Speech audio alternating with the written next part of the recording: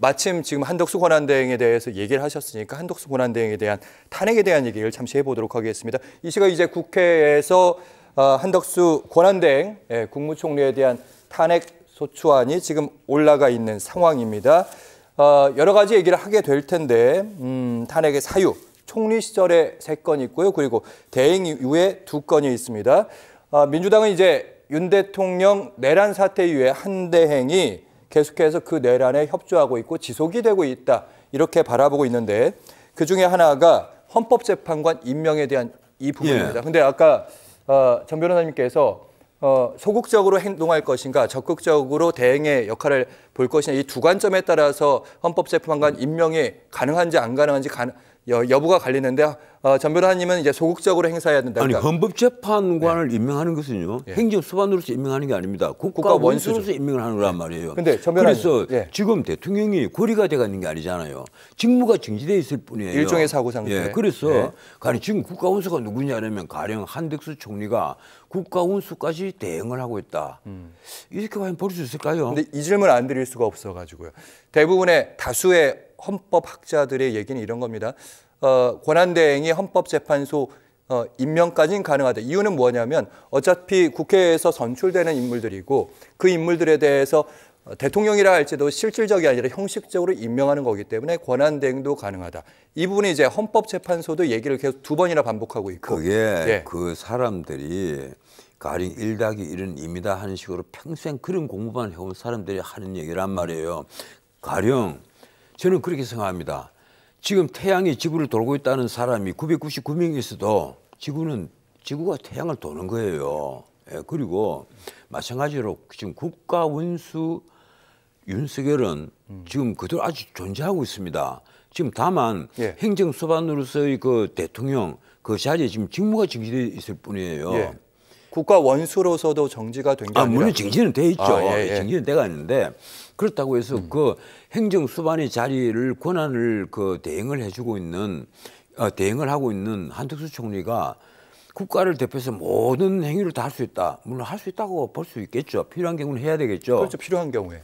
하지만 그걸 적극적으로 나서서 할 수 있느냐 아니면 소극적이냐 이런 문제가 있단 말이에요. 가령 이번에 헌법재판관 문제만 해도 지금까지 민주당이 어떻게 해왔습니까? 자기들이 유리할 때는 이게 이재명에게 유리하다. 국정을 흔들고 국정을 파탄시키는 데는 헌법재판관 임명하지 마. 그래야 방통위원장들도 지금 저렇게 계속해서 2인 체제로 갈 수밖에 없고 저게 지금 어차피 우리가 탄핵 수출을 해놨으니까 이준석이가 계속 혼날 거야. 이래서 헌법재판관 임명을 안 해요. 안 했어요. 안 하고 계속 버티다가 지금 윤석열 대통령 탄핵 수출 딱 하고 나서 보니까 6인 체제로 이게 이제 만장일치가 되기 힘든단 말이에요. 만장에 한 명만 빠져도 헌법재판소 법에 딱 못을 박아놨으니까 6명 이상이 찬성했어야 되니까 이러니까 급작스럽게 나머지 3명 빨리 임명하자. 그 원래는 자신들이 1명, 국민의힘이 1명, 1명은 여야 합의로 해야 되는데 자신들이 끝까지 2명을 고집해가지고 그 중에 한 분은 내가 성함은 밝히지 않겠습니다. 사상까지도 의심을 받고 있잖아요. 신문에 공공연하게 그 얘기가 나오잖아요. 그런데도 임명을 밀어붙인단 말이에요. 사실은 그 전에 추경호 원내대표 시절에 이미 민주당이 2명의 쪽에 후보자 추천권을 갖고 국민의힘이 한쪽을 갖고 이렇게 합의가 된 상황 아니겠습니까? 그런데 그걸 하려면 그때부터 가령 인선에 있어서 가령 우리가 무조건 2명 낸다. 당신 1명 내라. 그래서 가령 정말 우리나라 헌법재판관으로서 적합하지 않은 사람이 그 자리에 들어간다는 것은요. 문제가 있지 않겠어요. 그런데 언론에서 이미 검증을 하고 있는 걸 보세요. 이 한 분은 정말 우리가 다 염려를 한단 말이에요. 저런 분이 들어가셔서 만약에 아주 파격적인 결정들을 하면 어떻게 하느냐 하는 우려를 한단 말이에요. 염려는 할 수 있죠. 우리가 왜 그런가 하면 헌법에 보면요. 보이지 않는 불문 헌법도 있지만은 글자로 딱 적혀가 있는 헌법적 명령이 있습니다. 가령 자유민주주의 기본질서의 평화통일을 추구해라 하는 것은 헌법사조에 적혀가 있는 명령이란 말이에요. 그러면 우리나라의 기본질서는 자유민주적 기본질서예요.